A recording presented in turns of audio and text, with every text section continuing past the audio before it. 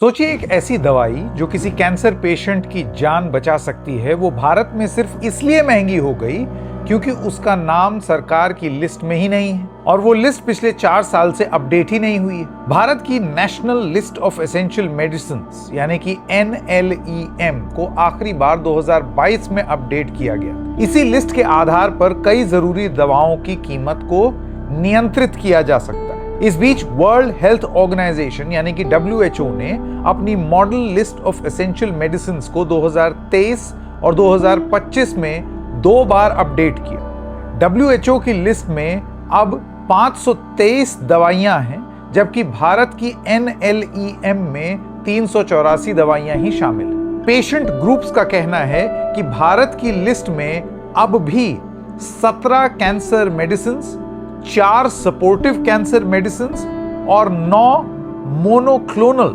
Antibodies जैसी कई जरूरी इलाज शामिल नहीं है। हेल्थ एक्सपर्ट्स का मानना है कि NLEM को समय समय पर अपडेट करना बहुत जरूरी है, क्योंकि इसी लिस्ट से दवाओं की कीमत और आम लोगों तक उनकी पहुंच प्रभावित होती है। भारत डिजिटल हो रहा है, AI की बात हो रही है, नए हॉस्पिटल्स बन रहे हैं, लेकिन जरूरी दवाइयों की लिस्ट को अपडेट करने में 4 साल लग जाते हैं। क्या हमारे हेल्थ सिस्टम में टेक्नोलॉजी तेज है लेकिन पेपर वर्क अब भी धीमा है? किसी मरीज के लिए NLEM सिर्फ एक गवर्नमेंट डॉक्यूमेंट नहीं होता, वही तय करता है कि इलाज उसके घर तक पहुंच पाएगा या सिर्फ प्रिस्क्रिप्शन तक सीमित हो जाएगा। हर दिन की देरी किसी फाइल में सिर्फ एक तारीख बढ़ाती है, लेकिन किसी मरीज के लिए वो दूरी उसकी उम्मीद कम कर सकती है। शायद हेल्थ पॉलिसी का सबसे जरूरी अपडेट सॉफ्टवेयर का नहीं, सोच का होना चाहिए, क्योंकि दवाइयां